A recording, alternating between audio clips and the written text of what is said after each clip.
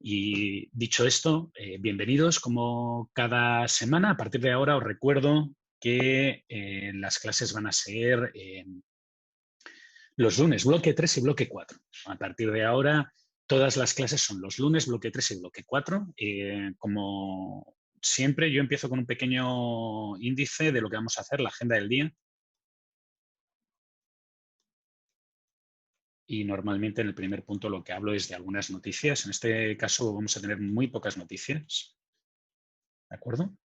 Y después de esto me voy a pasar a el contenido de la clase de hoy. Y en el contenido de la clase de hoy lo que vamos a hacer es, primero, vamos a hablar de la cadena de suministro.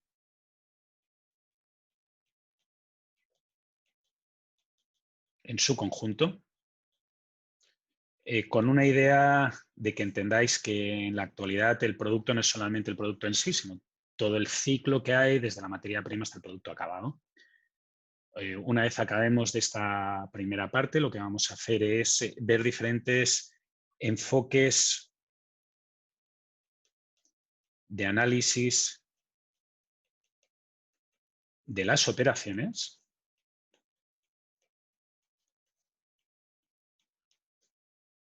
y en este análisis de las operaciones o en estos enfoques, básicamente quiero ver durante el día de hoy enfoque de ciclos, tirón-empujón. Y junto al tirón-empujón quiero que veáis también las ideas del make to stock, build to order. ¿Y en qué se generaliza esto? ¿Sí?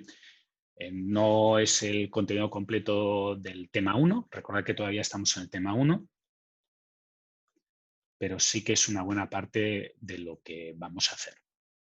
¿De acuerdo? La semana que viene veremos otra hora del tema 1 y cuando acabemos de esa hora del tema 1, entonces pasaremos al tema 2. Y en el tema 2 empieza a haber una parte más cuantitativa. Esta es la parte cualitativa del curso. ¿Sí? Vale. Este es el plan del día. Si veo que podemos hacer algo más, pues yo tengo preparado el principio de la siguiente clase por si es necesario, pero no debería. ¿De acuerdo? Vamos a las noticias.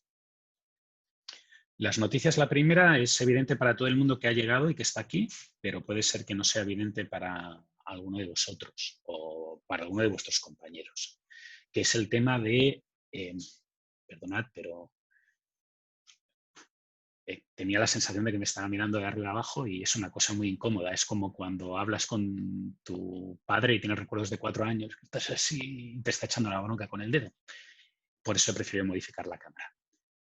Lo primero de las noticias es lo que todos los que estáis aquí ya sabéis, pero tengo que ponerlo para aquellos que no estén aquí y que se hayan olvidado del vídeo, que es el horario de las clases.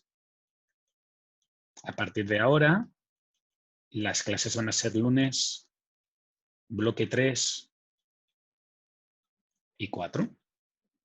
Las ayudantías van a ser los martes, bloque 5. Y las ayudantías empiezan la semana que viene.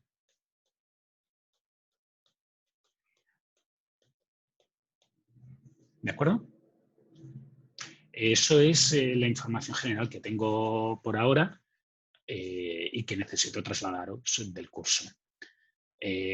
Para aquellos de vosotros que me lo vayan a preguntar en algún momento de la clase, porque siempre sucede y porque es la pregunta que recibo más veces a lo largo del curso, ¿hoy hay control? Sí, hoy hay control. Al menos yo lo tengo hecho. Si no nos da tiempo en la clase, pues no habrá control, pero yo tengo preparado un control para la clase de hoy, ¿de acuerdo? Por tanto, no me lo preguntéis ni en el descanso ni dentro de 5 minutos. Hay control. ¿Sí? Muy bien. ¿Alguna pregunta sobre temas generales? No. Recordad que podéis encender el micro. Dime, Brian. Profe, ayudantía. Sí. ¿Qué? ¿Cuándo? ¿Cuándo empiezan? Sí. Empiezan la semana que viene. Ya, Grecia. Aquí lo tienes.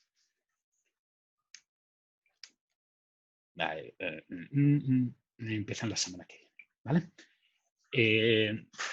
Hacer ayudantía hoy sería, digo, de hoy para mañana sería un poco apretado y prefiero dejarlo a la semana que viene, que ya tendréis todo el tema 1 y entonces en el tema 1 se podrán hacer todo el contenido. Las ayudantías, como dije, este año van a ser, o este semestre van a ser preguntas de las pruebas y de los exámenes de la semana pasada. ¿De acuerdo? ¿Alguna pregunta adicional? ¿No? ¿Cómo fue eso que dijo? Que las ayudantías no van a ser las ayudantías del semestre pasado, van a ser ayudantías sacadas de preguntas, o sea, van a ser respuestas y preguntas de de las pruebas del semestre pasado, de las pruebas y del examen del semestre pasado. Y, Por tanto, profe, lo que evalúa en el control va a ser lo que vemos en la clase o lo que vemos en las clases acumulativas. Cristian, como te contesté por correo electrónico ayer, el hecho de que me avises de que no vas a venir a una clase no significa que no la tengas que ver. La pregunta que me has hecho la contesté en clase la semana pasada y consiste en que puede ser cualquier cosa que haya visto, cualquier cosa que haya hecho en la clase de ese día, que haya hecho en la clase anterior o que haya hecho en cualquier clase. Generalmente, como ya expliqué, lo que se pregunta es lo que se ha hecho en esa clase o en la clase anterior. ¿De acuerdo? Perfecto, gracias. ¿Alguna pregunta más? Si es posible que no la haya contestado antes, si es posible. Si no, pues ya veis que contesta igualmente, no pasa nada. Alguno dice que ese tono de enfado que parece que llevo es lo que hace que esté de mal humor. No, es lo que hay. ¿Dudas? ¿No? Vale, pues vamos a empezar con la cadena de suministro y recordar lo que vimos la semana pasada. La semana pasada empezamos con la cadena de Porter y lo que vimos como modelo era que lo que nosotros entendíamos como operaciones son temas que están vinculados a esta zona, ¿de acuerdo? A los pilares fundamentales.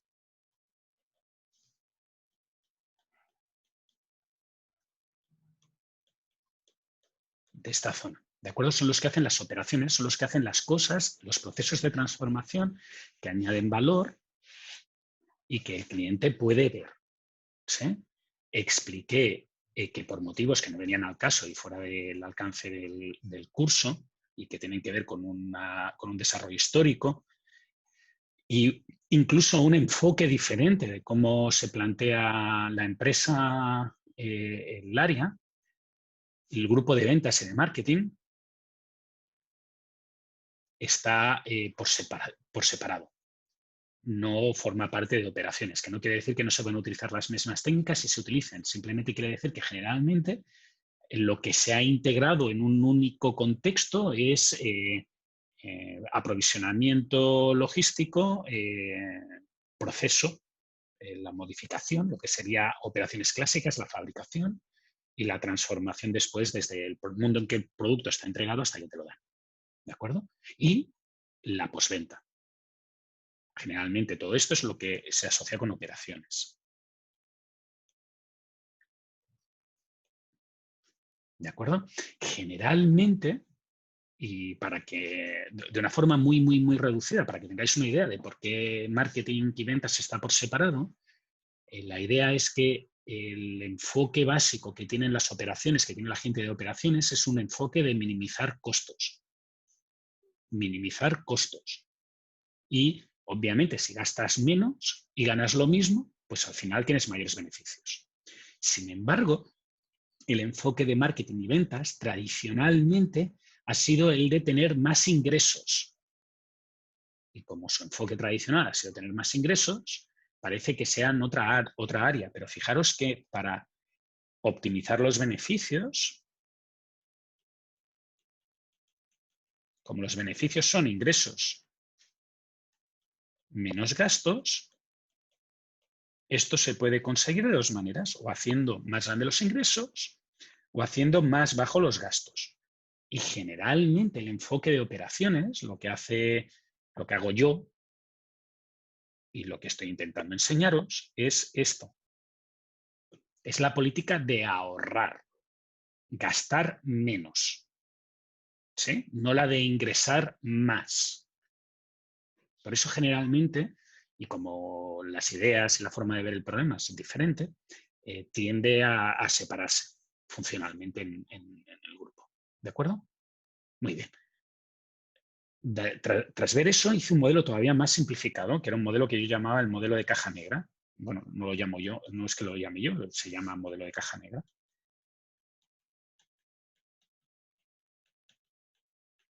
En el cual lo que tenemos es la firma como una caja que tiene unos inputs y obtiene unos outputs. ¿De acuerdo? Y esta empresa, para ganar beneficios, para obtener beneficios, lo que tiene que hacer es que el output sea mayor que el input. ¿De acuerdo? Incluso aunque no tenga un ánimo de lucro, el output tiene que ser mayor o igual al input. Si no, es un modelo que cae porque no puede sustentarse. Nadie está dispuesto a perder dinero continuamente. ¿Sí? Muy bien. Este es el enfoque general. Ahora lo que vamos a ir es ir de mayor a menor, concretando. Y lo que vamos a ver es diferentes maneras de analizar la empresa con más detalle que este y con más detalle que este. ¿De acuerdo? Pero para ello, generalmente, y durante los últimos 4 o 5 semestres he pasado un vídeo que es muy viejo y que es muy feo, y que cuando suba el vídeo a YouTube, este vídeo, el que estoy haciendo yo ahora, voy a tener que recortar porque si no me van a dar un strike por utilizar material con copyright, porque Dell considera que ese material todavía es suyo y que tiene copyright, a pesar de que tiene más de 15 años, creo yo. Bueno, pues he cortado el vídeo está disponible en webcursos, podéis mirarlo ahí. Seguimos desde el punto en que se acaba el vídeo, hasta ahora. El problema es que este vídeo muestra un modelo de negocio muy exitoso, hará 15 años, que ha quedado destronado por un modelo de negocio todavía más exitoso que la mayoría de vosotros tenéis más cerca y que parece que empieza también a temblar por otro modelo de negocio completamente diferente. Todavía no implantado, pero que está empezando a notarse. Así que es un vídeo que contiene muchísima información, contiene varias decisiones de forma explícita puestas en primera persona. Lo podéis ver directamente y vais a ver que, aunque el vídeo dura 6 minutos, ha hecho una gran descripción de muchas otras cosas que no solamente mostrar robotitos y personas trabajando. Y no he encontrado nada mejor. Así que mientras que no encuentro nada mejor, me va a tocar seguir utilizando este vídeo. No es que lo quiera utilizar, la verdad es que cada semestre dedico como una mañana o una tarde a intentar buscar alternativas, no la he encontrado. Coimaré a cualquier alumno, le daré una coima a cualquier alumno que encuentre una alternativa mejor y que cubra todo el contenido que tiene que cubrir el vídeo. ¿De acuerdo? Y eso lo digo cada semestre, o casi cada semestre, y casi cada semestre se queda la coima ahí colgada porque no se encuentra. Es lo que hay. ¿De acuerdo? Fijaros que el proceso de la empresa está describiendo, o Dell está describiendo un proceso, está describiendo cómo funciona el montaje, está describiendo cómo obtiene los productos, está describiendo cómo distribuye los productos y hace referencias a algunas decisiones tácticas y estratégicas importantes, que son las que nosotros estamos viendo aquí, en el tema 1, que es un tema de introducción. ¿De acuerdo? La primera cosa importante para mí es lo que se denomina gestión de la cadena de suministro. Vamos a tocar varios temas del vídeo. No es que sea 100% necesario haber visto el vídeo, es conveniente, pero vamos a tocar varias cosas del vídeo. Si habéis podido leerlo o oírlo, debería de ser suficiente para entenderlo. No os voy a hacer preguntas de comprensión, porque entiendo que alguno debe de haber visto unos píxeles así de grandes y no tiene por qué entender inglés perfectamente, pero una de las cosas importantes que se ha hablado es de la cadena de suministro. ¿De acuerdo? Y entonces, en la cadena de suministro generalmente, en la descripción de la cadena o en la representación de la cadena,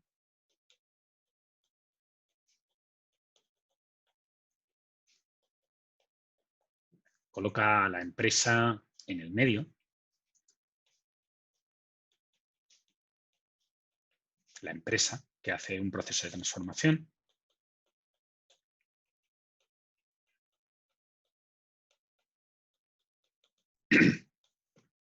puede ser incluso que esté más abajo y que sea simplemente su proceso de transformación sea tener el material disponible para que el cliente lo compre. Abajo del todo está el cliente.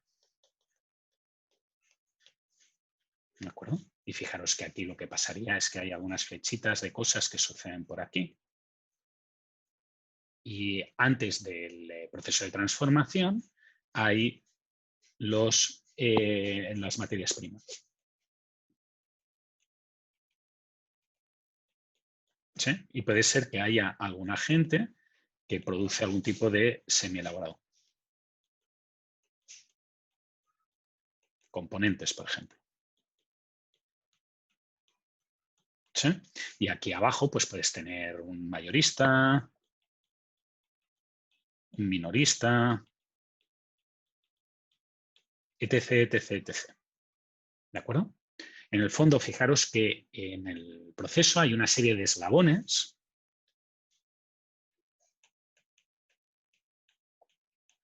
que en el caso de las computadoras transforman la arena de playa, que es el silicio, que estaría aquí arriba, digo, a la izquierda,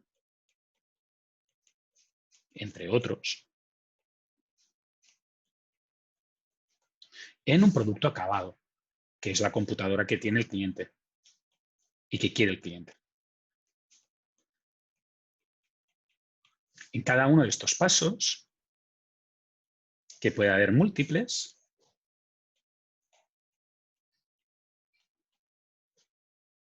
en teoría, se tiene que generar valor.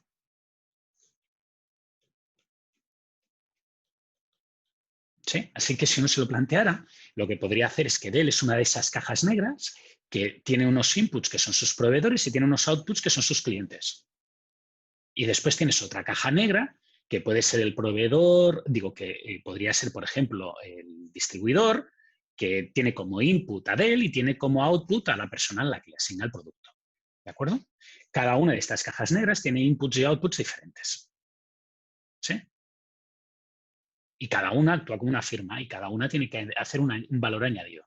Generalmente a este enfoque secuencial de elementos que se van moviendo de arriba a abajo se le asocia un planteamiento de que es como un río que fluye. Es como el agua que fluye desde unas montañas, que las voy a poner en marrón a la izquierda del todo, hasta un agua, que es un mar, que está a la derecha del todo. ¿Sí? Y en este planteamiento, mi cara, yo en medio, soy una caja que indicaría la localización de la empresa y todo lo que está hacia la izquierda se le llama aguas arriba. Y todo lo que está a la derecha se le llama aguas abajo. ¿Sí? Eso es simplemente una convención. No os tenéis que aprender esos nombres, simplemente os los digo porque a lo mejor un día vais a una empresa y decís, no, aguas arriba, y dices, pero ¿qué agua? Si yo no veo ningún tipo de agua. Bueno, pues es nomenclatura que no sabes. Por eso la digo, porque no te puede sonar a chino. ¿De acuerdo?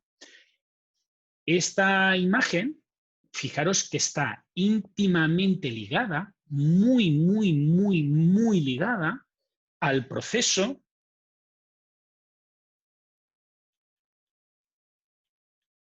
de movimiento de los productos. y puede diferir entre una empresa y otra. ¿Sí? Por ejemplo, en el caso de Dell,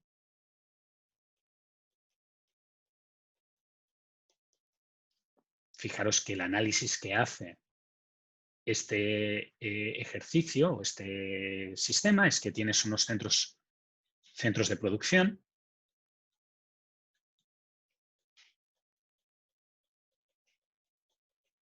que están localizados en sitios concretos.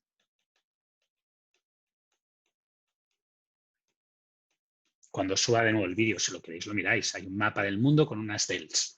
¿Y dónde están? No están en cualquier sitio. No es que hayan... ¡Ay, queda bonita aquí! No. Hay una en cada sitio donde hay uno de estos centros de Dell. Y están ahí pues, por fenómenos y por intereses de distribución regional. Por ejemplo, en Sudamérica está en Brasil. ¿Por qué? Pues porque Brasil es el cliente más grande. Y el cliente que tiene además cierta industria electrónica y de microprocesadores. Porque si os fijáis, estos centros de producción tienen que estar cerca, tal como explica el vídeo, de sus proveedores.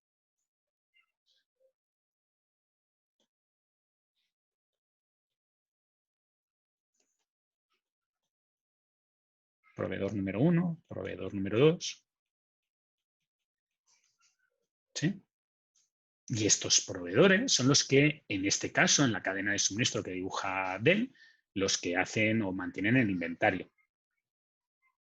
Tienen un inventario y cada 2 horas le dan el material que ellos necesitan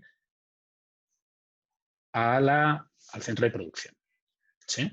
Fijaros que si, por ejemplo, una empresa concreta tiene inventario, uno de los proveedores concretos es el proveedor de discos duros, alguno de vosotros me dirá, bueno, ahora Dell no tiene los discos duros en inventario, cierto, pero si está en Brasil y Brasil no produce discos duros, esos discos duros no los tiene el centro de producción, no los tiene Dell, los tiene el proveedor. ¿Sí?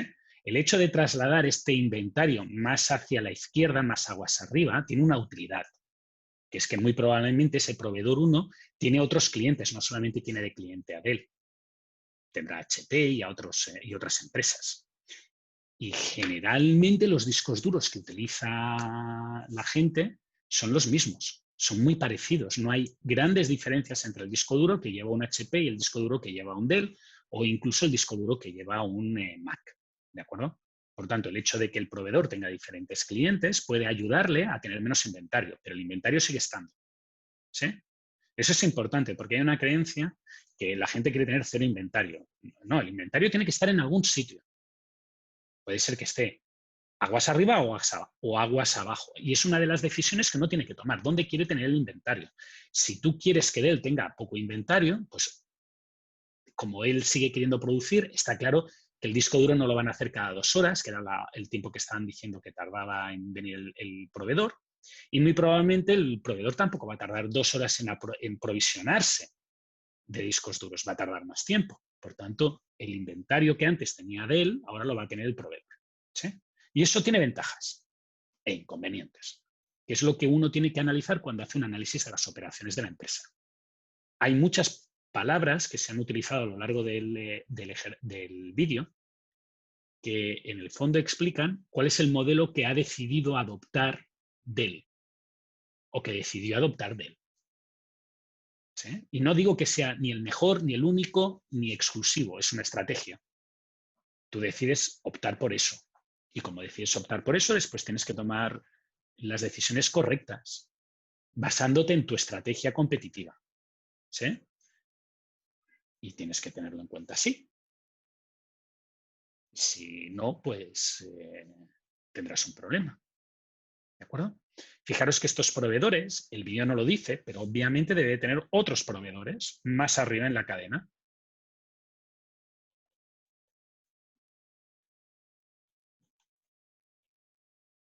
Y estas cadenas pueden ser muy largas.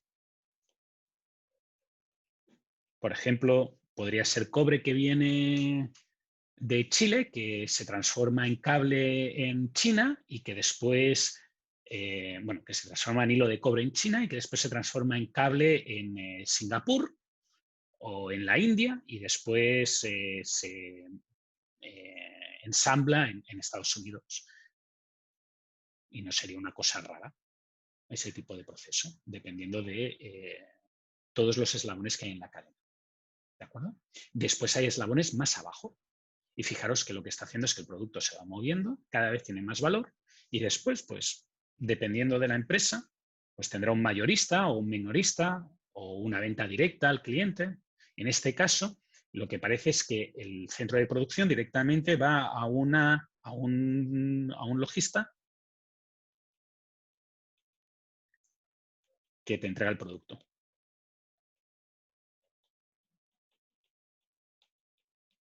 ¿De acuerdo? Y por lo que entiendo, tal como lo plantea, pues casi parece que lo haga de él. Y no es verdad. Lo subcontratan a, yo qué sé, DHL, USPS, UPS, la que sea. De las múltiples que hay, pues una empresa es la que te trae el producto. Yo hace mucho tiempo que no compro en Dell y, o sea, tengo un monitor, pero hace mucho tiempo y no me acuerdo con qué empresa me llegó. Sé que me llegó de Colombia, que es curioso. O sea, hizo Brasil, Colombia, Colombia, Chile. ¿De acuerdo? O hizo Estados Unidos, Colombia, Colombia, Chile. Muy bien. Fijaros que en el fondo aquí lo que hay, o lo que hemos visto, es un movimiento de producto que generalmente va en este sentido. Va de izquierda a derecha. Y el nivel de cajas que habrá y de elementos que habrá dependerá de la cadena de suministro concreta. Por ejemplo, voy a poner una cadena de suministro clásica. Y una cadena de suministro clásica es Procter & Gamble. Para aquellos de vosotros que no conozcan Procter & Gamble, cuando hablo de Procter & Gamble me estoy refiriendo a detergentes. Y ahora voy a necesitar que me ayudéis porque yo soy muy despistado con algunos nombres. Hay unas patatas que se venden en unos tubos que se llaman Crisis o algo así. ¿Alguien me podría decir cómo se llaman? Por favor. ¿Las Crispo? Las Crispo. Esas patatas originalmente se llamaban Pringles. Y las hacía Procter & Gamble. Dime, Javier. Ya no hay Pringles, no las veo. No, porque se transformaron en esa empresa. El motivo... Ya, ahora yo no compro, porque pensé que no eran las mismas. Yo no te recomiendo que lo compres igualmente. Pringles es una marca... Me gustaban las Pringles. Es una marca de Procter & Gamble que le trajo muchísimos quebraderos de cabeza e hizo que decidiera abandonar el negocio. ¿Por qué? Porque recibió denuncias por decir que vendía patatas fritas una a una, y no era verdad. Lo que hacía era como destrozaba la patata, la volvía a recomponer y después la freía. Yo llegué a ver esa fábrica en Barcelona y sí, las freían una a una. Las pillaban de una pincelita y las pasaban una a una por una piscina, que era una freidora enorme, y sacaban patata a patata. Por eso eran patatas perfectas y toda la historia. Y todas tenían la misma forma y un montón de cosas. En el fondo eso no influye en en el ejemplo que yo estoy diciendo, pero sí influye en la idea que tiene Procter & Gamble como empresa. Procter & Gamble es una empresa que vende productos para las masas. Y cuando digo detergentes, pues seguramente el detergente que utilizáis para la lavadora o para el lavaplatos, en mi caso que tengo lavaplatos, puede ser que lo haya hecho o Henkel o Procter & Gamble, porque tienen el 90 y tantos % del mercado mundial. ¿Sí?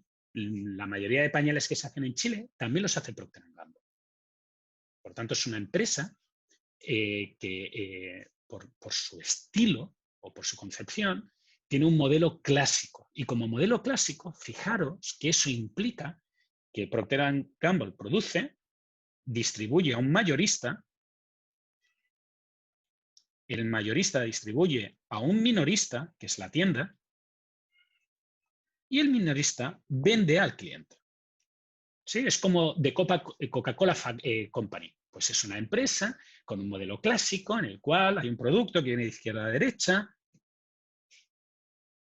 generalmente, y ese producto recibe un proceso de transformación y se vende en volumen.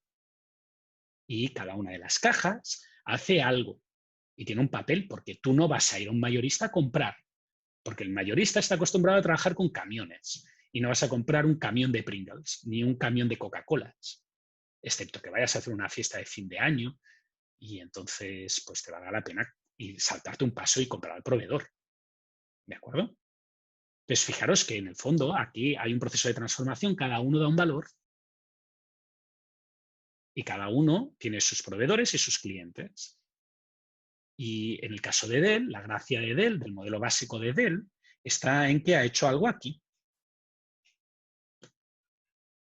Sí, que es, entre comillas, no digo que sea exactamente, pero entre comillas, se los está saltando. Está poniendo un intermediario en vez de dos intermediarios. Y por tanto, al poner dos intermediarios, lo que hace es eliminar una persona del pastel. Entonces, si tú tienes un pastel, que es todo el dinero que hay, la materia prima vale algo, los trabajadores valen algo, los beneficios de cada uno, pues si eliminas a una persona del pastel, en teoría tienes que ganar más. Ahora, la pregunta es si esa persona que está en el pastel hace algo o no hace algo.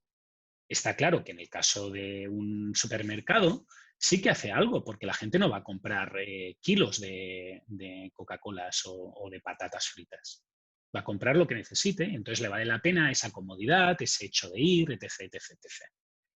¿De acuerdo?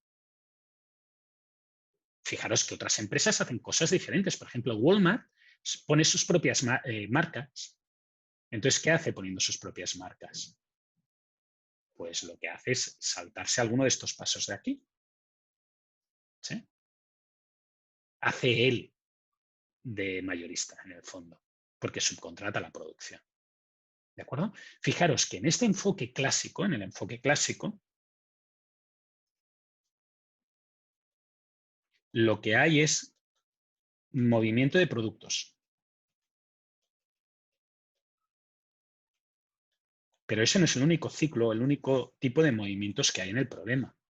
Si tú simplificas el proceso al máximo, y en la simplificación máxima hay el cliente, la distribución, la producción, el proveedor, y pensamos en este movimiento que hay aquí, que es un movimiento de producto. Una vez tienes esto, tienes que pensar en otros movimientos que hay en esta cadena, porque no es el único movimiento que hay. Por ejemplo, hay un movimiento que es muy importante, lo suficientemente importante como para que Dell lo fije como un criterio básico, que si os acordáis, en el vídeo decía algo así como Product Accountability. Y era para poder identificar qué había pasado con el producto. ¿Sí? ¿Por qué? Porque una de las grandes características que tienen los productos modernos es que desprenden muchísima información. Por tanto, hay un canal, en este sentido, generalmente en este sentido, que lo que mueve es información. ¿Sí? Y fijaros que si la mayoría de vosotros cuando acabéis trabajando en vuestras prácticas profesionales y en vuestras pasantías y sobre todo en el sector servicios, donde la información es todavía más importante, al final lo que está de moda es una cosa que se llama Analytics, Big Data.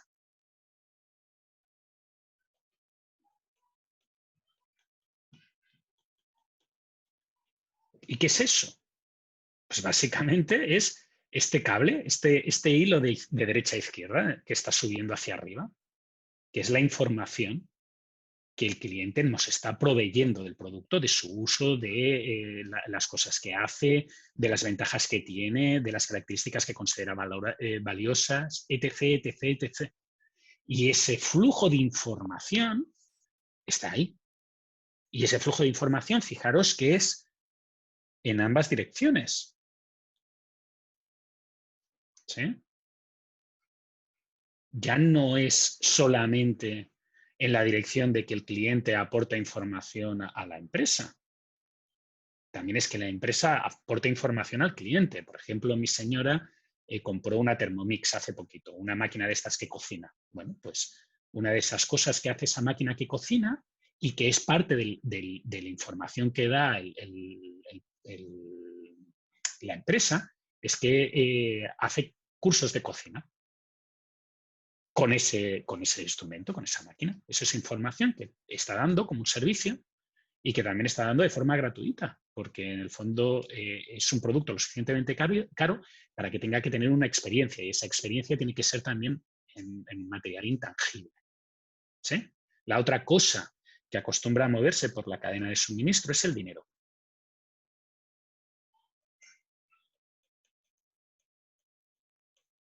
Y generalmente el dinero va de cliente a proveedor.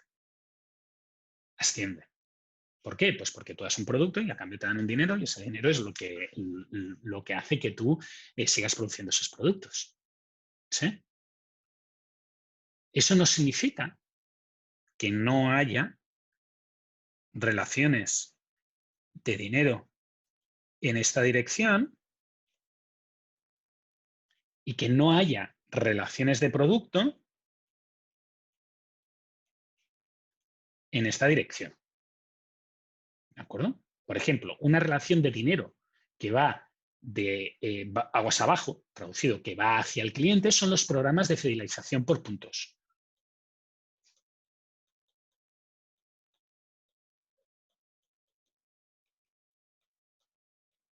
O los sorteos, o los vales descuento. Son cosas que van de la producción hacia el cliente. ¿De acuerdo? Y es dinero que está fluyendo en ese sentido. Generalmente las empresas lo hacen por algo. Y, por ejemplo, los programas de puntos que están dando dinero desde el proveedor hasta el cliente o desde el productor hasta el cliente, se deben a que a cambio de ese programa de puntos, nuestra empresa, que obviamente no es una asociación sin ánimo de lucro, está esperando que fluya información de derecha a izquierda. ¿Sí? Y por eso lo hacen. Porque esperan que la información que tú les estás proveyendo les otorgue más valor que el programa de fidelización que tú estás dando. ¿Sí? Muy bien. Productos en sentido inverso. Todo lo que se llama logística inversa.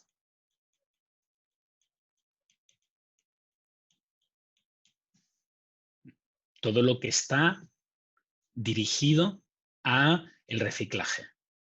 Todo lo que está dirigido a, por ejemplo, reparaciones o servicio técnico.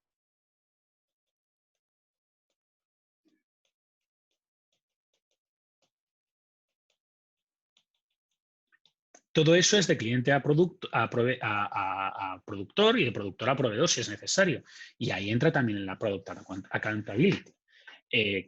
No creo que sea una noticia Vox Populi, pero seguro que alguno de vosotros habrá oído las ocasiones en las cuales se ha tenido que devolver un montón de autos al concesionario porque tenían fallas en los sistemas electrónicos. Eso es básicamente pues, la información que está viniendo desde el cliente hasta el fabricante, nos está llevando también a generar un flujo de producto desde el cliente hasta el fabricante. ¿Sí? Y eso es un caso súper exagerado. Pero en casos no tan exagerados, lo más importante o lo típico es todo aquello que se tenga que reciclar. O sea, sé que eso no es una cosa muy habitual aquí, las campañas de reciclaje no son habituales aquí, pero es una realidad que es evidente y cada día va a ser más presente. Alguno de vosotros verá que allí al fondo hay una máquina Nespresso, que es una cafetera de estas por dosis. Uno de los grandes problemas que tuvo Nespresso al principio de su vida fue que recibió mucha mala propaganda por problemas que se hacían con esas cápsulas. Y lo que ellos tienen es todo un programa de recolección de las cápsulas para hacer compostaje orgánico. para hacer abono. Y no tienes que irte tan lejos, no sé dónde está ahora, bueno, después a lo mejor en el descanso lo encuentro. Pero yo utilizo otra marca de cápsulas y ellos también tienen su propio programa de compostaje.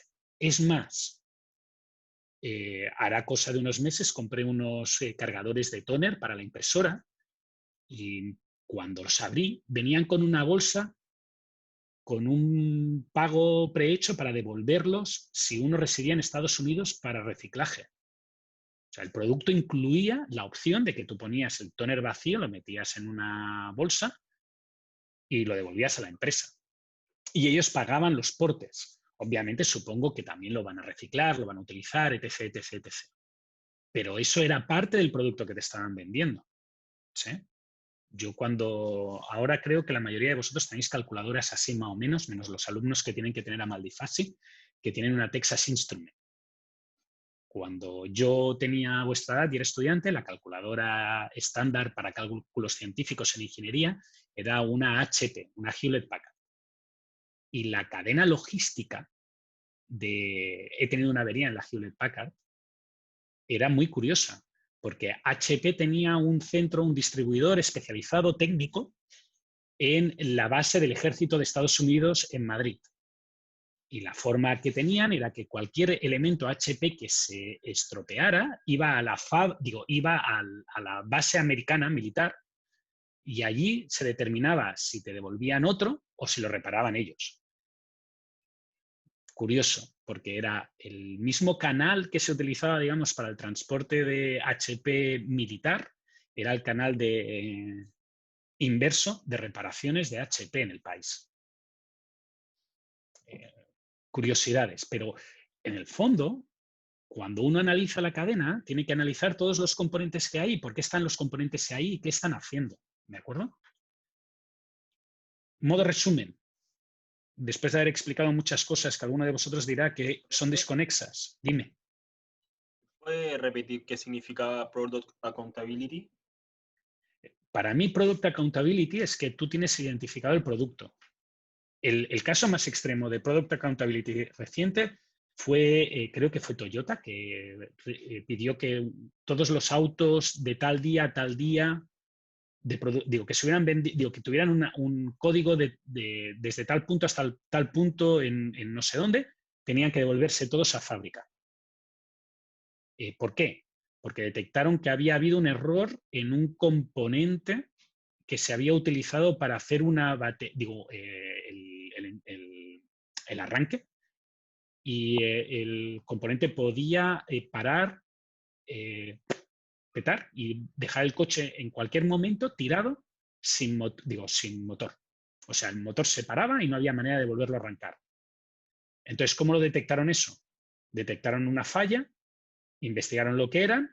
Y entonces, como había Product Accountability, que era que tú sabías exactamente todo lo que pasaba a lo largo de la cadena, sabías qué producto era, cuál era el lote que había salido, etc., etc., la información fluyó en este sentido y se pudo determinar cuál había sido el lote erróneo del proveedor. Dónde estaba localizado el error de producción que había llevado a ese problema. Y entonces lo que se hizo fue sustituir todos los autos que podía ser que tuvieran esa falla. Eso es Product Accountability. Sabes perfectamente todo lo que ha pasado en la cadena de suministro del producto y puedes tirar adelante o atrás. ¿Cómo lo consigue eso Dell? Pues fíjate que tenían unas etiquetas internas y externas para identificar el elemento y escaneaban todos los productos, todo lo que metías dentro. Entonces, como ellos saben qué disco duro concreto, qué ID de disco duro concreto es la que está en ese ordenador o cuál es el procesador concreto y en qué lote vino, si resulta que empieza a haber fallas demasiado grandes de ese componente concreto, pueden saber de quién ha sido culpa y por qué y cómo repararlo. Eso es Product Accountability. ¿Sí? Lo veremos luego con más detalle en otro ejemplo de otra cosa completamente distinta y que es importante. Cuando uno... Hay una cosa que a mí, de shock cultural, que a mí me sorprende. generalmente aquí, cuando pones alguna medida para tomar datos, para obtener información o para hacer esto, para seguir información, la respuesta típica de los trabajadores es desbaratártelo. Porque se lo toman como una medida de control. No se lo toman como una manera de conseguir cosas y de entender lo que está pasando. Se lo toman como algo que vas a utilizar única y exclusivamente para castigarlos. Y eso es un problema. ¿Sí? Y tiene cierta lógica. Tiene cierta lógica porque generalmente es para lo que se utilizó. Pero no tiene lógica desde un sentido o desde un punto de vista práctico. Por ejemplo, ¿qué lógica tiene que yo tenga que firmar a lo largo del día en una página web para indicar que he venido a daros clase? ¿Qué lógica tiene? Si yo subo el vídeo cada día en YouTube. Entonces, ¿qué es? ¿Una herramienta de control o una herramienta de trazabilidad? Una herramienta de trazabilidad sería que de alguna manera se me ayudara, y por eso los ejemplos que pongo, se me ayudará a saber qué es lo que está pasando, por qué está pasando y cómo está pasando. ¿Sí? Y eso sería Product Accountability.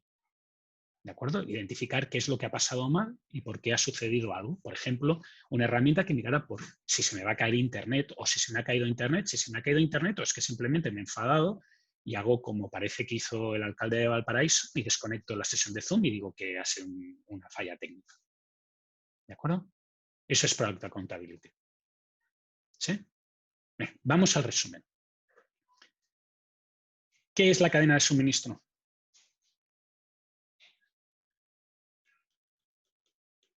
Pues son, o lo que nosotros vamos a hacer es una representación de los actores implicados.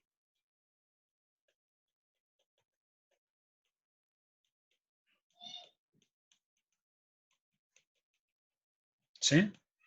El análisis que a mí me interesa hacer en esta cadena de suministro es analizar los flujos.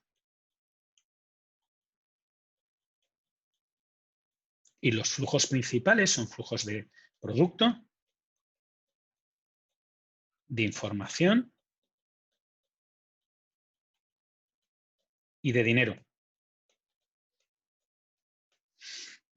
¿De acuerdo? Otra cosa que me puede interesar es analizar si están añadiendo realmente un valor. ¿Sí? Vale. Los flujos pueden ser hacia abajo o hacia arriba.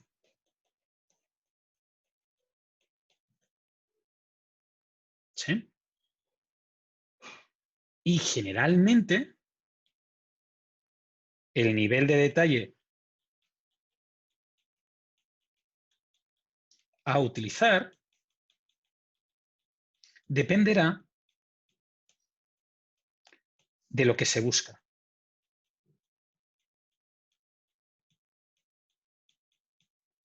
¿Vale? Y voy a poner dos escenarios en que se puede utilizar este tipo de proceso.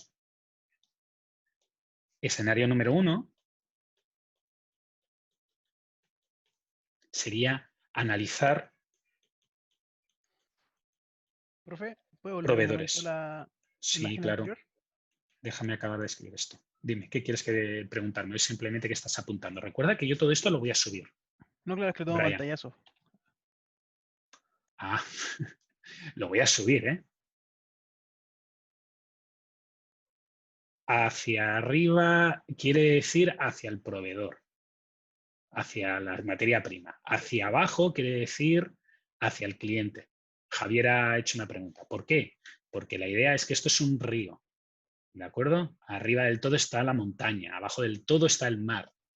El cliente es el mar, porque en teoría es donde se acaba el producto, ¿no? Todo el agua del mundo acaba en los mares, tarde o temprano. ¿Sí? Generalmente. Entonces, tú lo que analizas es cómo fluye. Es un poco poético, ya lo sé, pero la idea es esa. Tú estás analizando cómo fluye el producto. ¿Sí? Vale. Como he dicho, vamos a hacer 2 escenarios para lo que podría servir esto. El primero es analizar los proveedores. Entonces, para analizar los proveedores, lo que me interesaría es un estudio detallado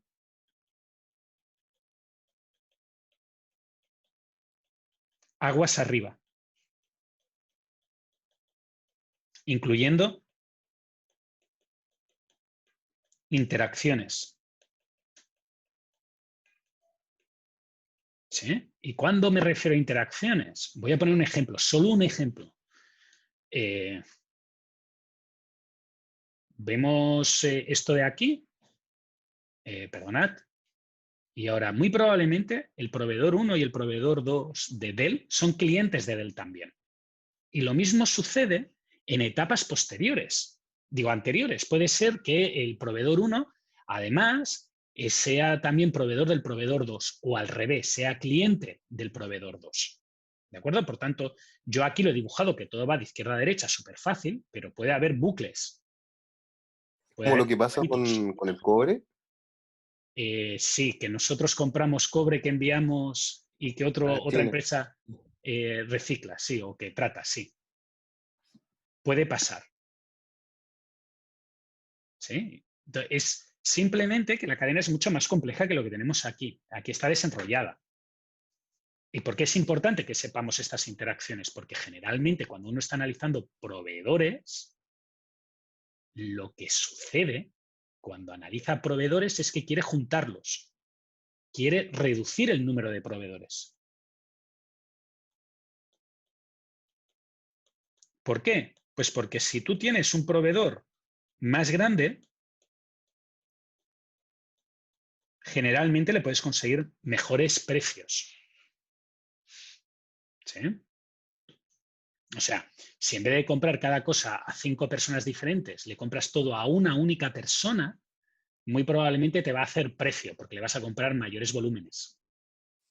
También tiene sus inconvenientes, ¿eh? Que es que si ese tipo se muere o se va fuera de mercado, pues está fastidiado. ¿De acuerdo? No es la opción más segura, pero posiblemente es la más barata. ¿De acuerdo? El escenario número 2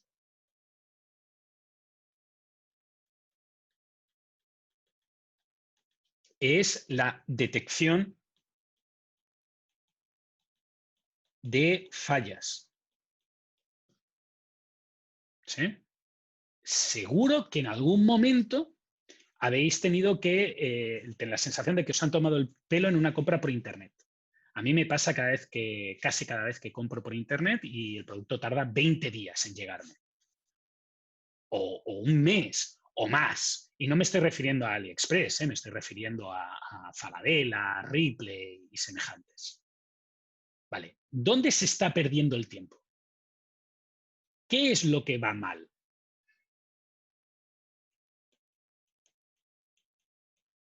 Si tú tienes una accountability y analizas el tiempo que pasa desde el momento en que yo pido el pedido hasta que me llega, puedes detectar cuál es el cuello de botella y puedes detectar lo que no está funcionando correctamente. ¿Sí? Puede ser que sea que el proveedor tarda mucho en traerme el material o puede ser que como fabricante o como distribuidor lo que yo hago es tener una empresa que dice yo puedo tardar hasta 15 días y cuando leo puedo tardar hasta 15 días mi cerebro entiende no hagas nada hasta el día 15. Y entonces tienes un problema. ¿Sí? Y tienes que intentar encontrar un mecanismo para que esto no suceda así. Yo soy muy crítico y sabéis que muchas veces me quejo de algunas cosas. También tengo que decir que hay empresas aquí que funcionan súper bien, súper bien. Una de las empresas que yo acostumbro a utilizar para comprar por Internet, que me sorprendió lo bien que iba, es Mercado Libre. ¿Por qué? Muy fácil. Mercado Libre tiene una política de retención del dinero que tú pagas durante 15 días desde que lo recibes. Entonces, hay un mecanismo de análisis y de recompensa, perverso entre comillas, para mí no es perverso, que recomienda entregar lo más rápido posible a el vendedor, digo, al logística, a Chile Express, a BlueX o lo que sea. ¿Por qué? Porque si tú lo entregas el mismo día, vas a cobrar en el día que te lo digo, que te compraron más 15. Pero si te tomas 10 días o 5 días para llevarlo a Chile Express y que te lo envíen, pues vas a cobrar 5 días más tarde. ¿Sí? Cosa que, por ejemplo, es un mecanismo que no tiene Linio o que no tiene Falabella. Que te dicen que te lo van a enviar en X días y generalmente tardan X días. Exactamente. No tardan menos y a lo mejor te piden pues 20 días de plazo, 25 días de plazo, 30 días de plazo. Puede alguien decirme que es probable que esté igual de lleno, pero a mí me parece muy raro, extremadamente raro, que utilizando el mismo canal de distribución uno llegue en 24 horas y el otro me diga que por problemas logísticos el material tarda 20 días. Me parece muy sospechoso. ¿Sí? ¿Dudas? Profesor, ¿hay diferencia entre Mercado Libre y Amazon? Sí, muy grande. Mercado Libre no está aquí. O sea, si tú te lo planteas, Mercado Libre es un paso aquí. Hace este paso de aquí, de conexión entre el cliente y el vendedor. No es una tienda. Amazon es una tienda. Amazon está aquí. Pero ¿Sí? entonces va descontando por cada día que pasa. ¿Perdona? Entonces va descontándole al vendedor por cada día que pasa. No, simplemente no te paga. Tú, desde el momento en que haces la compra, tú cuando compras das el dinero a Mercado Libre. Y ahora, Mercado Libre retiene el dinero. Y desde el día que te llega el pedido, suma 15 y entonces tienes esos días para protestar. Sí, Constanza dice que ella tarda 24 horas, un máximo de 24 horas. Eso es lo que te recomiendan, pero tú puedes tardar más. Puedes tardar más. Lo que pasa es que vas a cobrar más tarde. ¿Sí, Constanza? Tú generalmente has llegado a tal nivel que lo tienes ingrained, lo tienes cerebralmente ingrained que tienes que entregar de hoy para mañana. Cuando vendes por Mercado Libre. Pero si tú en vez de enviarlo de hoy para mañana tardas 2 días, no te cancelan la venta. Posiblemente el cliente te cancelará la venta. Porque también se ha acostumbrado a que pide una cosa el martes y le llega el miércoles. Cosa que si pides en línea, pues no pasa. Por poner un equivalente. Y eso desconectado de Amazon. Amazon es una empresa completamente distinta. Yo generalmente en Amazon lo que valoro es que es la alta disponibilidad de productos que tienen. Amazon es curioso porque debería de competir en la cadena de suministro con Falabella, por ejemplo. Pero es que no hay color. No hay color. No puede ser que yo compre el mismo día una cosa en Barcelona y una cosa en Santiago de Chile para hacer el mismo proyecto y me llegue la cosa de Barcelona la semana pasada y la de Santiago de Chile no me haya llegado. ¿Sí? Eso es el análisis que tú puedes hacer o el tipo de análisis que puedes hacer con esta cadena. Ver cuánto tiempo está tardando y identificar dónde está el cuello de botella. Identificar qué es lo que no está funcionando correctamente. ¿De acuerdo? Muy bien. Otra cosa para la que sirve, y es la típica, es para intentar ver si te puedes saltar pasos. Eso es lo que hace Dell. Se carga todo el sistema de venta en tiendas.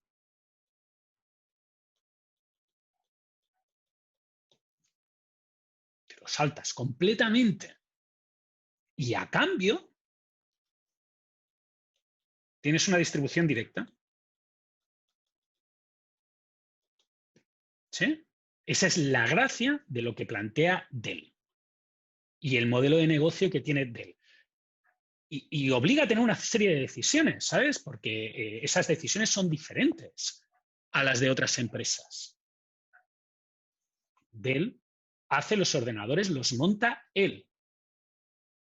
No lo tiene subcontratado, no es como Apple, que Apple subcontrata ese servicio, el servicio de producción, lo tiene totalmente subcontratado. Motivo, hay algunas diferencias. Esas diferencias es lo que deberíamos de ver. Y para analizar esas diferencias iremos un poquito más adelante. Intentaremos cubrirlas a lo largo del día de hoy. Preguntas. Si no tenéis dudas, vamos a cortar la clase por aquí y cuando volvamos seguiremos con el siguiente punto, que es el enfoque de ciclos. Como digo, la idea que tenéis que llevaros y el pequeño resumen que tenéis que llevaros es qué es lo que estamos haciendo y por qué lo estamos haciendo. ¿Sí? ¿Todo correcto? Muy bien, pues 20 minutos. Volvemos a las 13 horas, a la 1, y haremos 1 hora 10 más y el control lo haremos en los últimos 15-20 minutos. Hasta ahora y gracias. Ups, yo tengo que desconectar esto y como yo recomiendo que salgáis un ratito, que no os quedéis delante de la pantalla todo este ratito. Yo voy a aprovechar para salir un momento, ir al baño y después vuelvo a la carga. Y contesto las dudas que tengáis. ¿A qué hora la vuelta, profe? La clase empieza a la 1. Es el bloque 4. Vale, el bloque 4 es a la 1. Hasta ahora.